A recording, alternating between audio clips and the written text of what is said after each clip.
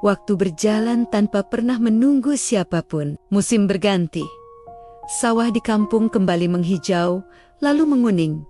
Hujan datang dan pergi. Sementara Aisyah terus bekerja dalam diam.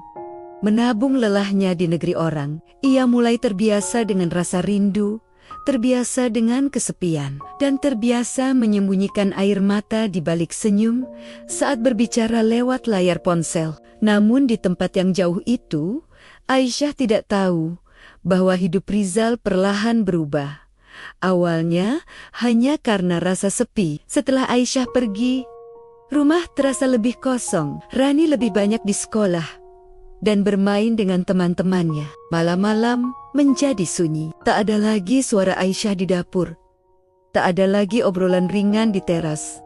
Tak ada lagi tangan yang menyodorkan teh hangat. Rizal mulai sering keluar rumah. Awalnya hanya duduk di warung kopi dekat jalan. Ia bertemu teman lama, mengobrol, tertawa, menghabiskan waktu. Sekali-sekali, nggak apa-apa, pikirnya. Dari warung kopi itu, ia mulai mengenal Sinta.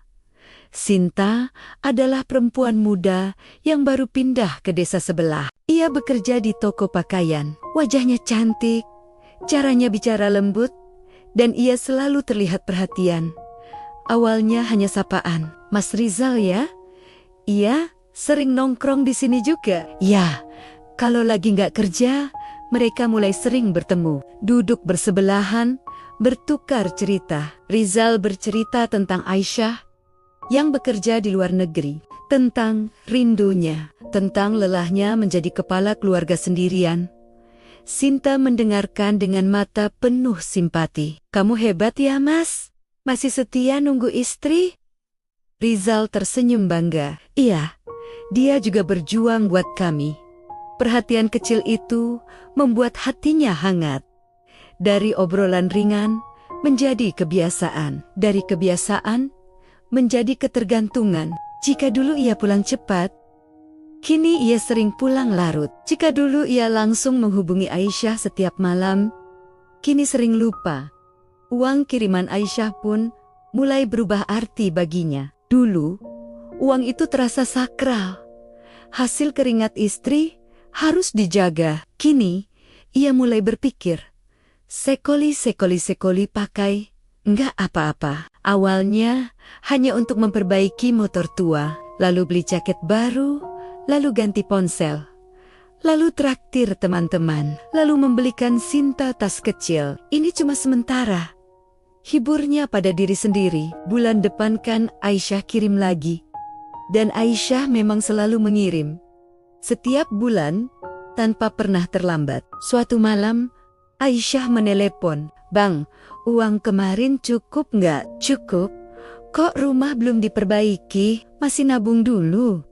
Katanya genteng bocor sudah diperbaiki." "Sudah, cuma belum kelihatan." Aisyah mengangguk, meski ragu. Ia tak pernah melihat langsung, ia hanya mendengar suara. Suatu hari, ia bertanya lagi, "Bang, tabungan Rani sudah berapa?" "Lumayan." "Berapa?" "Ya, nanti aku hitung." Padahal tak ada lagi tabungan. Uangnya sudah habis. Rizal mulai pandai berbohong. Ia mengarang cerita tentang biaya pupuk, tentang motor rusak, tentang saudara sakit, tentang iuran kampung. Semua terdengar masuk akal. Dan Aisyah mempercayainya karena ia ingin percaya. Sementara itu, hubungannya dengan Sinta semakin dekat. Mereka mulai sering jalan bersama, ke pasar, ke kota, ke tempat wisata kecil di pinggir desa. Rizal membelikan Sinta sepatu, baju, bahkan perhiasan sederhana. Uangnya dari Aisyah. Namun ia menutupinya dengan rapi. Jika Aisyah menelepon saat ia bersama Sinta, ia akan pergi menjauh. "Ya, aku lagi di luar bentar." "Di mana?" "Di rumah Pak RT." Padahal sedang di kafe. Kadang ia tak mengangkat telepon sama sekali. "Nanti saja," pikirnya. Aisyah mulai merasa ada yang berubah. Jawaban Rizal semakin pendek, video call semakin jarang.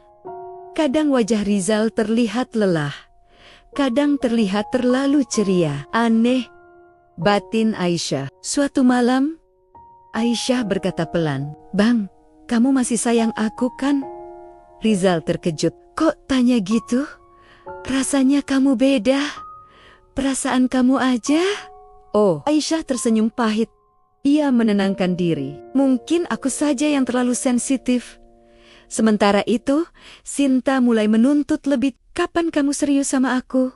tanyanya suatu hari.